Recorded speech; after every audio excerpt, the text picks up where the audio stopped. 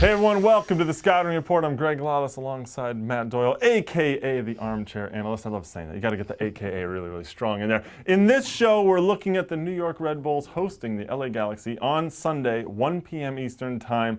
The game is on ESPN in the United States. It's on MLS Live up in Canada. And on the East Coast, especially, it's sort of brunch time. Everyone's going to get their mimosas out for this one. And if you're reading the Sunday paper, what's the headline for this game? It's the 1% derby. This is the league's two glamour teams, the LA Galaxy and New York Red Bulls, in the center of it all, New York. So yeah, this is going to be a good one for sure. So make sure you put on your top hats, get your spats on, maybe a nice get dressed up for this one for sure. Now let's get to the nuts and bolts of this game.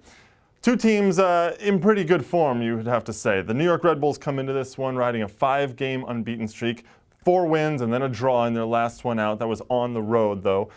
They come back home and they face a Galaxy team that has been a little up and down all year, but if you look at their performance on Wednesday in Philadelphia, 4-1 drubbing of the Union, this is a team in very good shape. The key in that one, I think everyone's talking about, is Landon Donovan. Yeah, specifically Landon Donovan on the run in transition.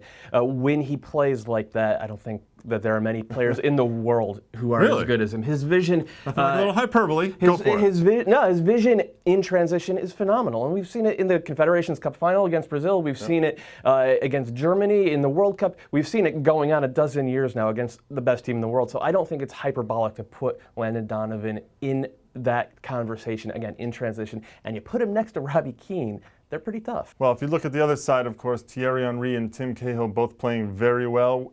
Thierry Henry already 5 goals in the season. Tim Cahill with 3 goals himself and looking much better, I think, at this point. Looks like Dax McCarty will also be healthy again for this one. This is a team that's not afraid to score most goals in the league right now that they've scored. So can they break down what's a pretty good and experienced back line for LA? Well, if Thierry Henry is locked in, then yes. He's still probably... He takes a lot of bicycle kicks? Right. They're going to break it down every time? Get him inside the 6-yard box, then he'll be all right. But no, I mean, he's still probably the best player in this league when he's focused and on his game and healthy, which he should be. So yeah, they have a chance. And what they've been doing very well is he's been pulling out to the left side. Roy Miller is overlapping, pulling defenders away from him, and he has vision and he has the ability to create from that position. Tim Cahill then makes that third run in from deep central midfield. That's where he's gotten a couple goals, and that's where they've created a ton of chances. Right now, they're actually the best crossing team in the league, according to Opta.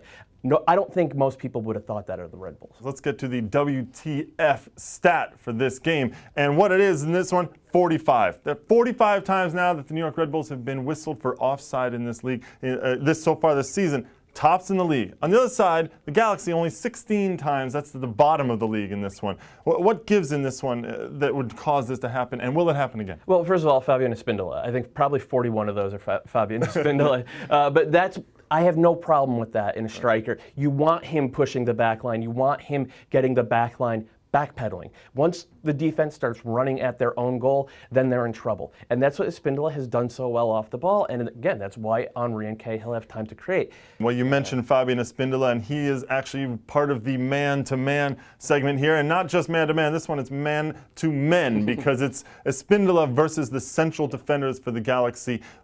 Namely, we're looking at Omar Gonzalez. Yeah, Omar Gonzalez, and I think you pair him with AJ De La Garza in this one, because with Espindola, you're not worried about getting beat in the air. You're worried about him beating your offside trap. De La Garza and Gonzalez have been playing together since they were teenagers. So go with the 2 guys who know each other. Rely on their ability to communicate. Don't get beaten with something silly and allow him to run onto a through ball.